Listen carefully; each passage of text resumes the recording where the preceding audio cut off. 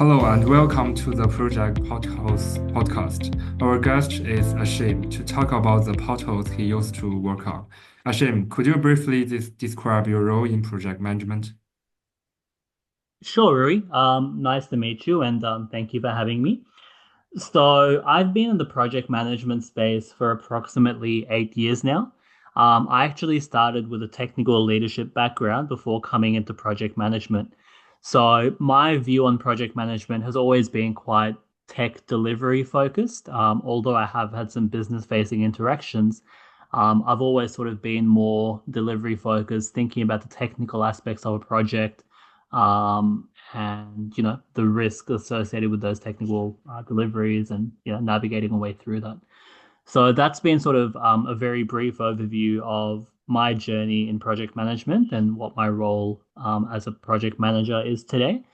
I have worked across the financial services sector, and currently I'm working in a government organization, again in a project management space within the technology area. Yes. Could you share one, two, or three specific mistake or potholes from the project, and how did they happen, and what consequences did they lead to? Sure, sure. Um, I think I don't know if mistake is the right word. Obviously, in hindsight, you could have done things differently, and that's where you sort of always look back and try to figure out, what could you have done differently? In the heat of the moment, sometimes I feel like a mistake, but I might have probably taken the same path again. So one example is in a project where we had approximately 35 different components to deliver. Um, it was an upgrade project, and we had these 35 components. Now, the thing is, these components were also in use across a number of other projects. So essentially, we were trying to upgrade a live system, which, as you can appreciate, is always a bit of a challenge when you don't have any sort of blockout period. You're always trying to navigate around other projects. So there were a number of assumptions that we made at the start of the project about what other projects would be doing. Now, these were informed by working with those other project managers, program managers, portfolio directors as well. But what we found is the level of detail that the other projects were going into for their analysis wasn't quite deep enough. But again, it's quite hard to manage, not in a dependency with other projects, but doing their analysis for them as well, not knowing their scope. So we went with the information that was provided to us. Now, sure enough, when we came into our delivery phase, we started finding that there were other dependencies that hadn't necessarily been called out by these other projects that were now impeding our actual delivery. So I think in hindsight, or a mistake that was made there is not sort of diving deep enough or prodding deep enough into the other project scope to try and inform the risk for my own delivery. Taking into account just on face value whatever the other PMs and program managers were saying to us was definitely a mistake. Um, would I have done things differently? It's hard to say because it's always a pressure of time and cost as well. Um, I may not have dug as deep, but definitely it would have been a bit more vocal about calling out the risk that, if the information provided to us by the projects is not sufficient, or not, detailed enough, that there is a risk to our delivery. There was sort of a general risk called out, but not for each and every item. So yeah, that was a learning that I had that, not to take things on face value, even though other people might say that analysis has been done. Always dig a bit deeper. So that's one pothole that I can speak about. Another example is coming into a new organization, just that learning curve that you have in getting acquainted with their processes and procedures. So, in this particular example, specifically moving into the government organization, um, there's a lot more formal process when it comes to, budget approvals and the procurement process.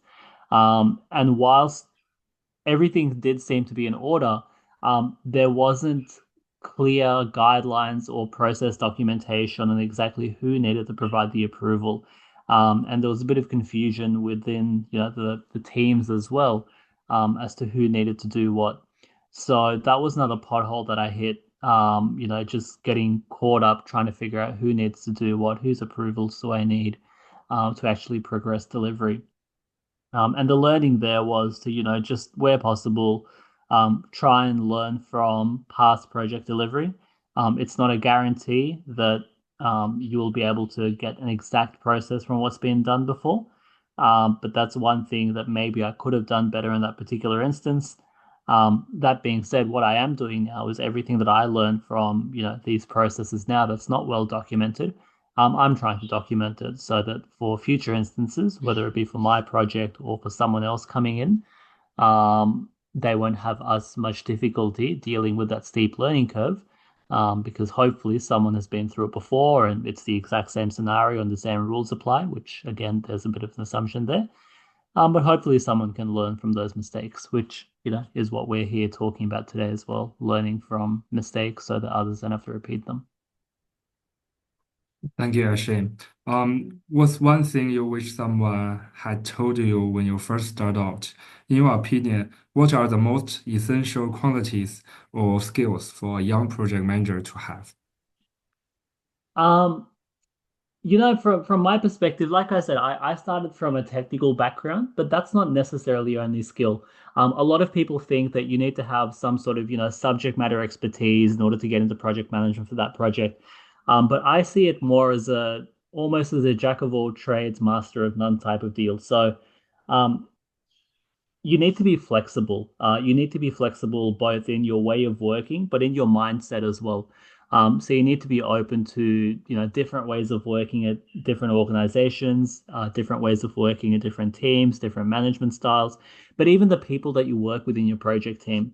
You'll have all sorts of personalities to deal with. And as a project manager, you come into these different project areas and you essentially have to work within that organization, that team, with that group of people, and you just have to make it work.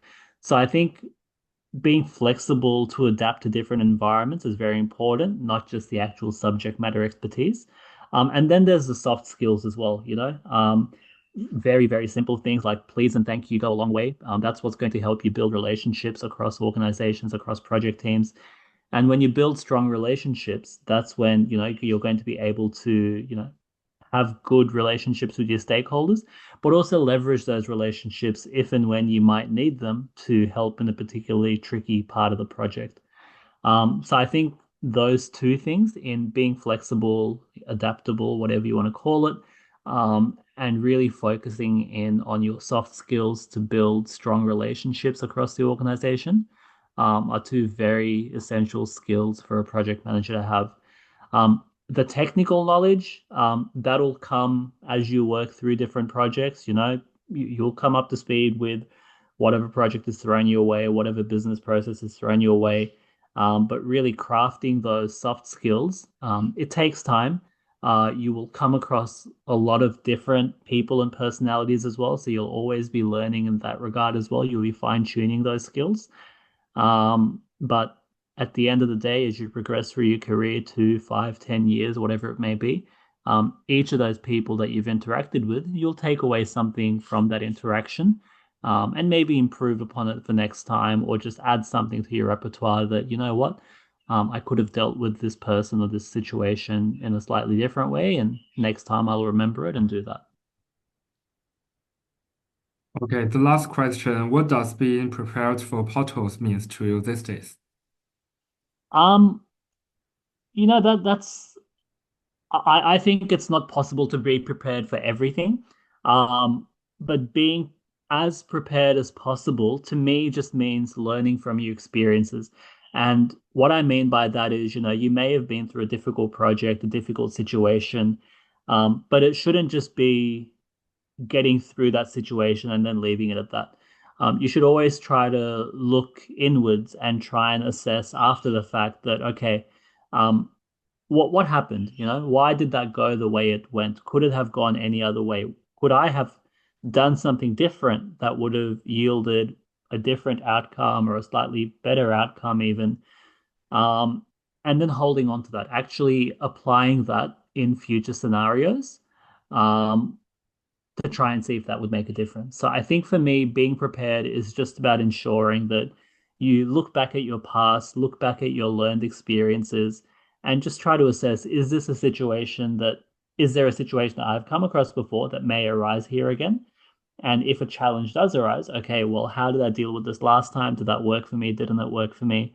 So being prepared, in my view, is just calling back to your own learned experiences, but where possible, also the learned experiences of others. So, this podcast, I think, is a great example.